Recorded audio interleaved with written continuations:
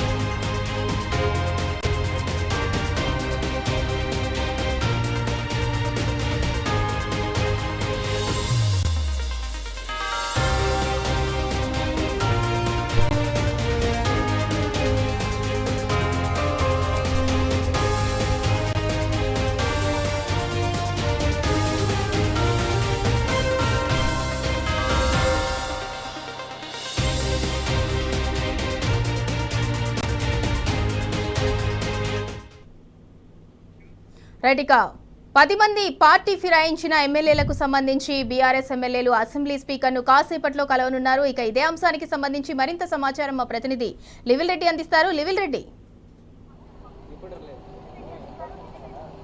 మరి కాసేపట్లో BRS party ఎమ్మెల్యేలు సంబంధించి స్పీకర్ కార్యాలయానికి రానున్నారు. ఇప్పటికే ఏదైతే 10 మంది ఫిరాయింపు ఎమ్మెల్యేలలో వారికి సంబంధించిన అనర్హత వేటుకు సంబంధించి 10 మంది ఎమ్మెల్యేలకు సంబంధించి అనర్హత వేటుకు సంబంధించి వివరణ తీసుకున్నారు. ఆ వివరణ సందర్భంగా ఇప్పటికే ఆ ఎమ్మెల్యేలకు సంబంధించిన వివరణ అడిగారు. వివరణ ఇచ్చిన నేపథ్యంలో ఇటు పూర్తిగా అవాస్తవాలను, అబద్ధాలను మళ్ళొక్కసారి చెప్పారు. వారంతా కూడా పార్టీ ఫిరాయించలేదు, మేము పార్టీ ఫిరాయించలేదు, బీఆర్ఎస్ పార్టీలోనే కొనసాగుతున్నామని చెప్పిన మాటలు ఏవైతున్నాయి అవి పూర్తిగా అబద్ధం కనుక ఖచ్చితంగా ఈ పార్టీ ఫిరాయించిన ఎమ్మెల్యేలకు సంబంధించి మీ దగ్గర ఉన్న ఆధారాలు ఇవ్వండి అని చెప్పేసి ఏదైతే పిటిషన్, అంటే వీరిని డిస్క్వాలిఫై చేయాలని పిటిషన్ వేసిన ఎమ్మెల్యేలకు సంబంధించి మరి కాసేపట్లో రానున్నారు. ప్రధానంగా జగదీష్ రెడ్డితో పాటు కౌశిక్ రెడ్డి, గంగుల కమలాకర్, కేపీ వివేకానందతో పాటు పలువురు ఎమ్మెల్యేలు ఈ కార్యక్రమానికి హాజరు. ఇక్కడ ఖచ్చితంగా వారు చెప్పేటి పూర్తి అబద్ధం, అవాస్తవాలు, వారిని డిస్క్వాలిఫై చేయాలని చెప్పేసి కూడా మరొకసారి స్పీకర్ను కోరనున్నారు.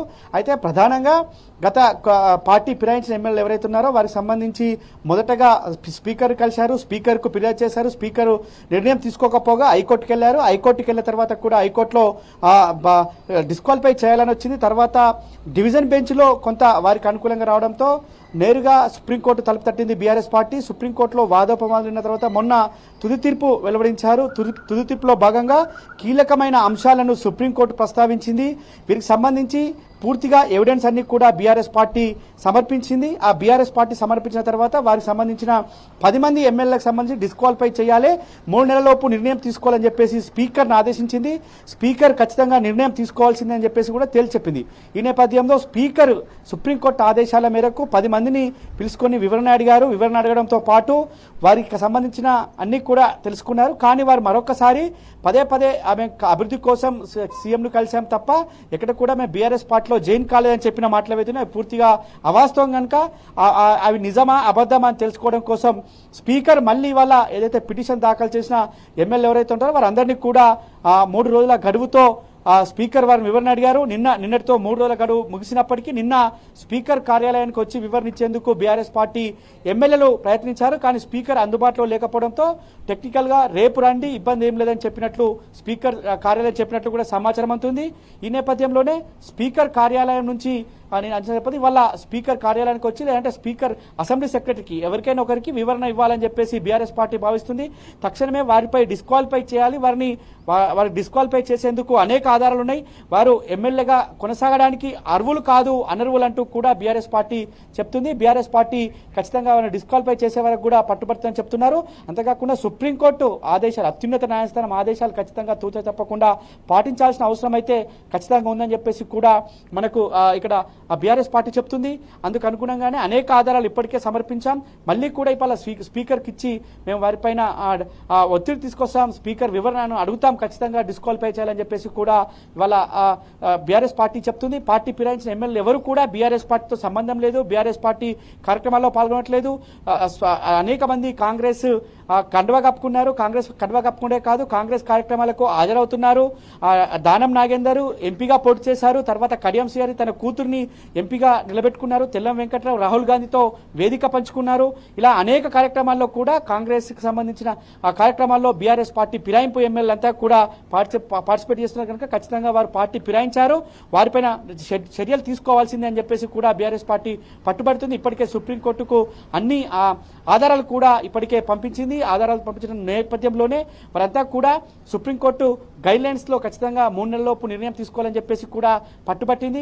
3 నెలలలోపు నిర్ణయం తీసుకోవాలని చెప్పిన నేపథ్యంలో స్పీకర్ వివరణ అడిగారు. వివరణ తర్వాత ఇవాళ మళ్ళీ ఆ పార్టీకి సంబంధించిన అంటే బీఆర్ఎస్ పార్టీ ఎమ్మెల్యే ఎవరైతే ఉన్నారో వారంతా కూడా ఏదైతే వీరిపైన ఫిర్యాదు చేశారు స్పీకర్కి, అసెంబ్లీ సెక్రటరీకి, ఆ నేపథ్యంలోనే వీరు మీ పార్టీలోనే ఉన్నానని చెప్తున్నారు, మీరేమో పార్టీ లేరు, ఎవరి వివరణ అని చెప్పేసి వారు మళ్ళీ ఒక్కసారి కూడా బీఆర్ఎస్ పార్టీ ఎమ్మెల్యేల వివరణ కోరనుంది. ఫిరాయింపు సంబంధించిన ఎమ్మెల్యేలకు సంబంధించి ఎట్టి పరిస్థితిలో బీఆర్ఎస్ పార్టీ మొదటి నుంచి చెప్తుంది.